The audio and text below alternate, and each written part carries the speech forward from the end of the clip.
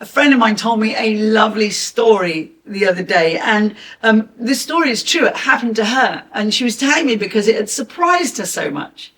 So my friend was walking through town, and she'd been doing some shopping, so she had a couple of heavy bags with lots of bits and pieces in them, when a young lady, she said of around student age, I don't know quite what that means, but a young lady tapped her on the shoulder and said, excuse me, your shoelace is undone. Now at this point, this story isn't necessarily remarkable, but what happened in that moment was the bit that made it different. My friend looked around and she was obviously trying to decide. It had been raining, the floor was wet, and she had bags with her, and she was just trying to think. She said, oh, thank you. And she was just trying to think what to do with her bags, when the young lady said, that's okay, you stay there.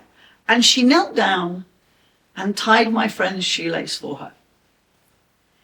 Now, I just thought this was just a wonderful story, because my question then to myself is, which is the stage I would give up? I know that I'm nice enough. I think most of us are kind enough to say, hey, your shoelace is undone, because we don't want people to fall flat on their face.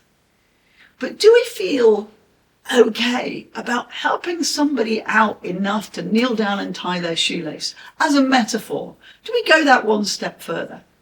Or do you think, well, that's not my job, why should I do that? But that simple act of kindness made my friend grin from ear to ear for at least a week, and probably every time she thinks about it. We have that power to do nice things for people, to go that extra mile. And then I also imagine that that young lady, as she moved away, she'll never see my friend again, would still also have a feel-good factor somewhere in her heart, knowing that she'd done something good. It kind of has an effect on everybody around it. I wonder what you'd do.